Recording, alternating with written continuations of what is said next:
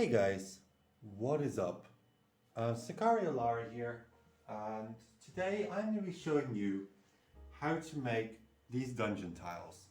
Now currently these dungeon tiles are not painted up, as you can see, but I'm going to be showing you how to make them.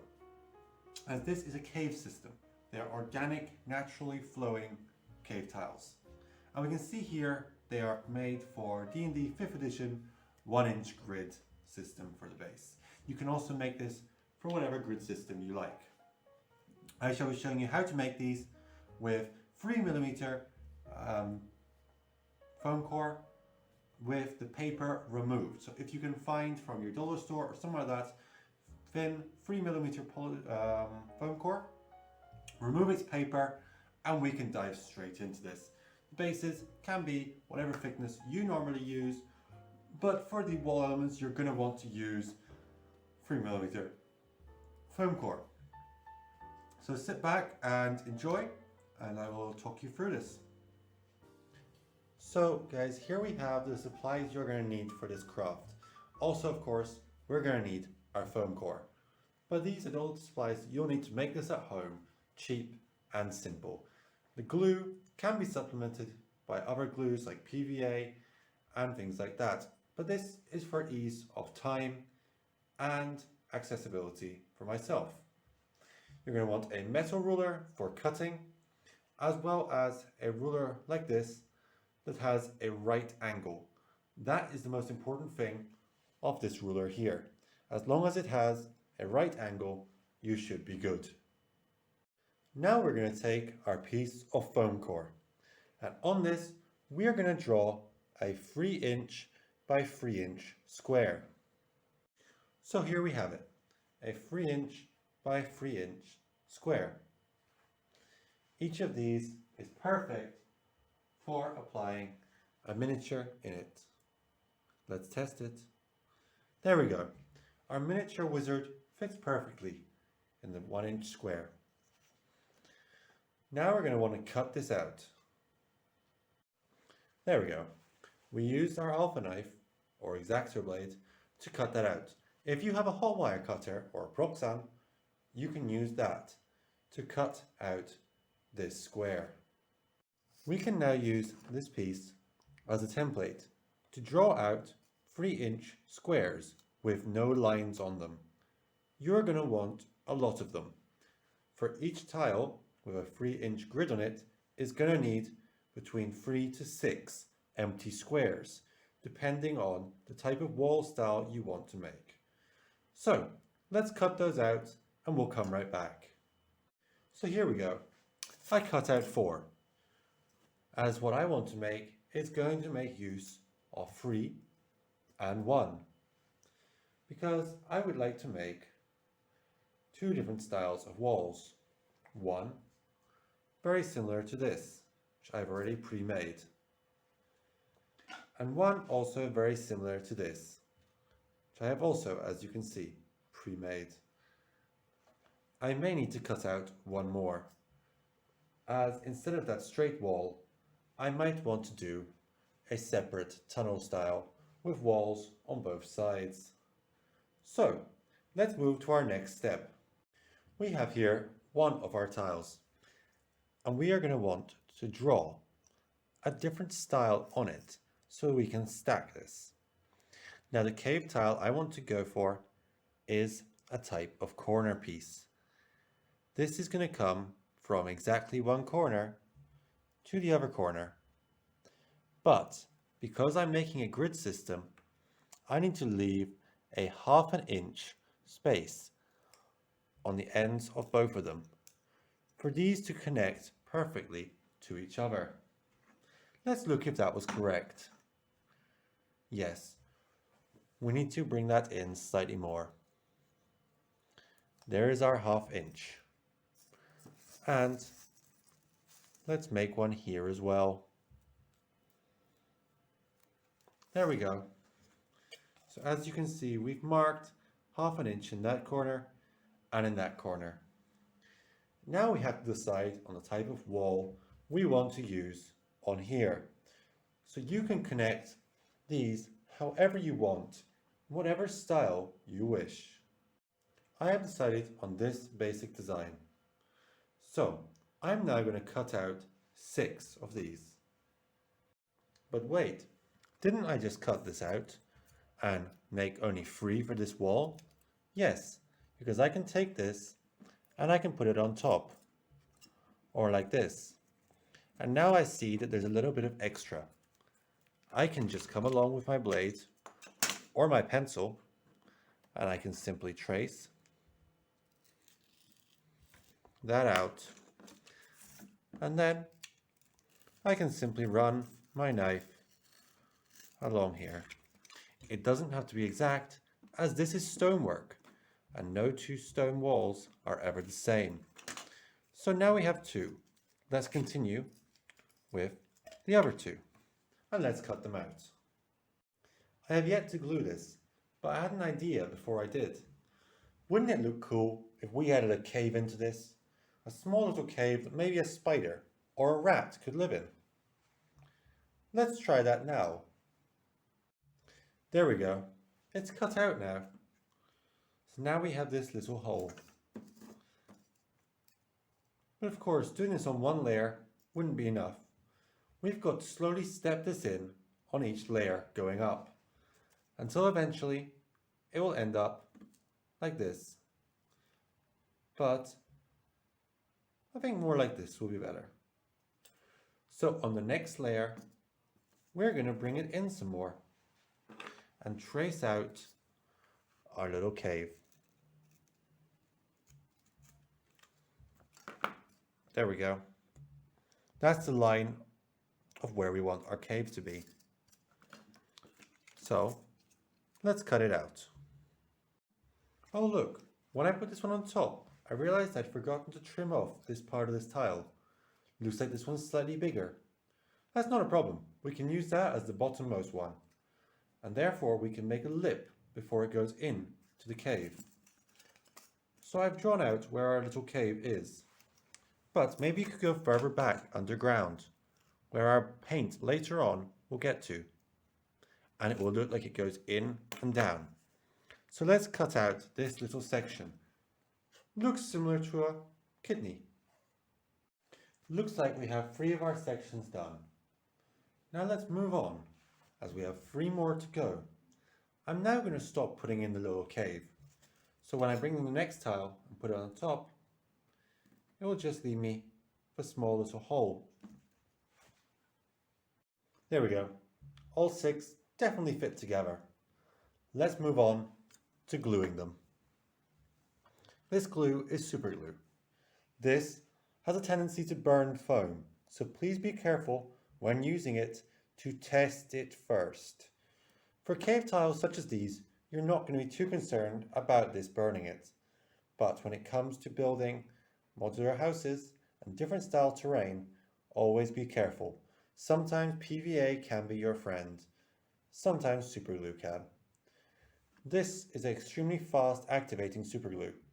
Even without its own activator, if you are in a cold climate, this will activate almost instantly, and therefore leave you with minimal burns and melting in your foam. This foam core is also very good at not melting. So please always do a test piece first. As I said, you might find PVA may be a better option. I myself don't have any lying around. Let's start off by applying a thin layer of glue on the bottom side of the tile. There we go. It's only a little bit. And then let's take our tile, flip this over. Always remember to glue the bottom side of your tile. Accidentally, you may glue the top. And then you'll just have to stick the next layer extremely quickly. There we go. Now this is going to cure in about 2 to 3 seconds. But if you are making a mass of these tiles, it's always good to leave one to set, work on the others, and then come back. This is how I did the other tiles. Here, this is an example tile. Therefore, we don't have to wait for it to cure. We can just go ahead and start applying the next layer.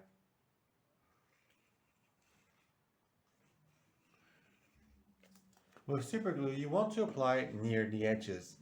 That way, when you go to apply, it won't necessarily go the wrong, go and peel away, as its activation time is so fast. There we go. We've stuck it in place. Now, let's glue the others right now. There we go. We've glued all of our pieces. Now it's activating and curing right now. So technically, I could still move this top layer ever so slightly. Nope, looks like it's fully in place. Look, the end over here isn't straight. That means when we go to combine this with the next tile, like this, we're going to have this gap. Now this is not what we want. When our little wizard walks along, you don't want him getting to here and tripping, or accidentally knocking the dungeon tile, due to the fact that these are extremely light, being made of purely just foam. Afterwards, when we add the flocking and other things, of course then they will get some weight to them. But right now, a simple gust of wind will send these off the table, even your local fan you have in your room on a hot day. So, how to fix this? Well, that's simple. We use our blade. Please be careful when using blades and sharp objects. What you want to do is keep your blade in line with this edge of the 3x3 tile and just slowly bring the edge down. Now, if you look, we have a clean cut. But I think we can do better. So we're going to try and bring it in again. Several passes with the blade will give you a perfectly smooth edge. What I also like to do is cut the corner at a 45-degree angle for about an 1/8 to a 1/16 of an inch. This way, adding a little bevel to our corner. This will provide the maximum connection between tiles. So now if I go and bring in this tile, you can see the gap is minimal to none. And now our wizard can easily walk along to this corner to cast fireball at some creature that's coming from this direction. So I'm going to move up all of these edges and get right back to you. There we go. Now all the edges are completely smooth and our wizard is happy as he can go all over this and cast fireball. For those that did not know, these tiles are based off the Underdark in D&D 5th edition. This is why we have this rocky texture on the side. Each of these layers are going to grab the paint when we go to do the dry brushing later on. Now, this ground looks very artificially smooth. We don't want that. So what we're going to do is get another tool. This is not one you need to buy. In the kitchen, everyone normally has this. Well, it's some aluminum or aluminium, whichever you like to call it, foil. And this stuff can be found in your kitchen easily as big, large sheets. If not, and you can't find it, ask your mother or your father where it might be, if you live with your parents. It's cheap and affordable, and you don't need much. I see some YouTubers use big lumps of this stuff. You don't really need to. This here is just one small sheet of it that I balled up, and as you can see by the imprint from my thumb, I've used it a lot. Now what you're going to want to do is come over here, and if you don't want to add any more texture into this, just come in and start to knead your aluminium ball into the ground and some of the sides of the rock.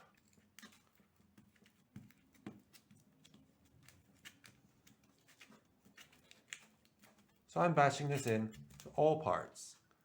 This is going to provide a sort of rocky texture. There we go. The camera focused on it. You can see all of these indents and different textured parts. All of this will get caught by our paintbrush later. But I think we can add some more. You can never do too much of this. if you're going for a natural cave style build. Why not? Let's add some on the top as well. Sometimes you must be a little bit more rough, as it is stone after all. So there we go. We have it textured. And this seems to have run away. Looks like I left the lid off the glue. Better attach that before my glue dries. There we go. So, am I 100% happy with this cave? Not fully. It still needs a lot more stuff done. But what you can do is, before you move on to the more steps, take the blank piece you had, take another 3" by 3" tile, and why not cut this one up into 6 half-inch strips. If you do that and stack them on each other, making sure one side is straight and the other side's a bit wavy, you can make one of these. And then you can test out the connection. As you can see, the lines here are a lot more bold because I haven't done any aluminium bashing on this one yet. So it's getting there. Also, I think I use a different pencil. That's why the lines are deeper and wider. I do believe I use this one. So for this, if you want to make your lines darker and deeper, consider using a normal lead pencil. And that will give you deeper, wider lines if you want to see your grid system even better. I've gone ahead and made a whole stack of empty tiles that I can just build on. It's good to have a bunch of these already made up. That will make any future steps so much easier. And even keep your scraps, your offcuts, as you can make extra walls out of those. And who knows, you can end up making loads of these. You may have seen in the intro that I also had some 6 by 6 larger dungeon tiles, like these. These are simply made the same way, but on a larger scale. Here's an empty base that I made. So you can use one of those to make larger cave rooms. I wouldn't advise going any bigger than a 6 by 6, however, as that may cause some warping when we go to paint these. These 6 by 6 are the ideal size to go. Any larger, as I said, may warp. If you are also using cardstock with paper on both sides, I'd advise peeling both sides of the paper off. Otherwise, it will warp on one side as there's still tension because of the paper. So when we use PVA or any other glue, it will expand and the tension is going to bow it. And then next thing you know, you're going to have some bent tile that even this much warping is going to cause a problem. And you won't be able to lay out your dungeon tiles as I did at the start of this video. So guys, that's going to end it for part 1. Hope you guys enjoyed this episode and stay tuned for part 2, where we will be painting up a bunch of different types of these tiles, adding texture, adding different little elements that bring these cave tiles to light. And then hopefully I'll do a part 3 where we'll bring these from cave tiles, which I'm going to make the next episode, to Underdark tiles. And so guys, stay tuned for that. If you like this video, give it a big thumbs up and subscribe. Hit the bell icon to get further notifications of any more videos, guys. And when you're done with them, think about posting them on the Tabletop Crafters Guild on Facebook, where I'll be able to see them and tag the channel, guys. So yeah, if you guys enjoyed this video, as I said, like, subscribe, bell icon, and I'll catch you in the next episode. Take care, guys. Sakari signing out. There we go. We have 6 of them. Perfect. Now, let's arrange these onto our 1-inch tile.